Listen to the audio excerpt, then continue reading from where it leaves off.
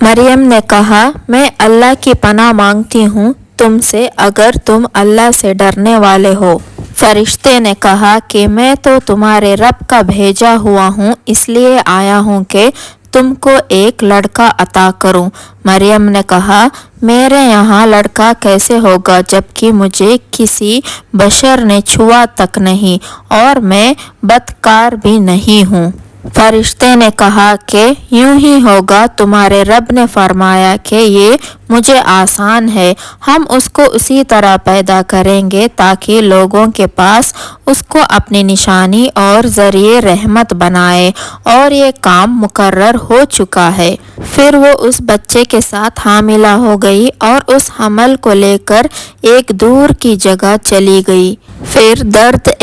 مریم کو کھجور کے تانے کی طرف لے گیا، کہنے لگی کاش میں اس سے پہلے مر چکی ہوتی اور بھولی بسری ہو گئی ہوتی۔ اس وقت ان کے نیچے کی جانب سے فرشتے نے کہا آپ غمناک نہ ہو،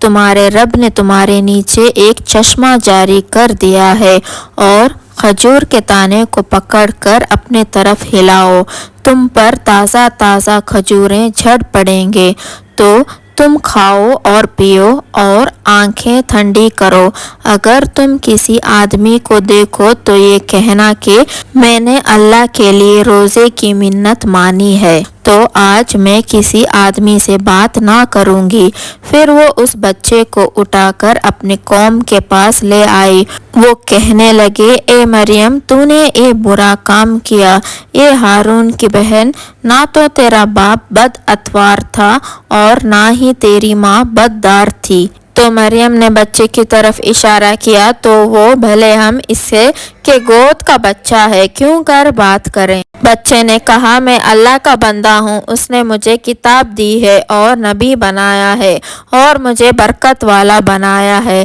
میں جہاں ہوں گا اور مجھے نماز اور زکوٰۃ کا حکم دیا ہے جب تک میں زندہ ہوں، اور مجھے میری ماں کے ساتھ نیک سلوک کرنے والا بنایا، اور اللہ نے مجھے سرکش اور بدبخت نہیں بنایا ہے، اور سلام ہے مجھ پر جب میں پیدا ہوا اور جس دن مروں گا اور جس دن دوبارہ زندہ ہو کر اٹھایا جاؤں گا۔ یہ ہے عیسیٰ ابن مریم، ان کے بارے میں سچی بات کہہ رہا ہوں جس میں لوگ شک کرتے ہیں۔ اللہ کے لیے یہ ہرگز مناسب نہیں کہ وہ کسی کو بیٹا بنائے، وہ پاک ہے، وہ جب کسی بات کا فیصلہ کر لیتا ہے تو اس کو کہتا ہے کہ ہو جا تو وہ ہو جاتا ہے، اور بلا شبہ اللہ میرا بھی رب ہے اور تمہارا بھی رب ہے، تو اسی کی عبادت کیا کرو، یہی سیدھا راستہ ہے۔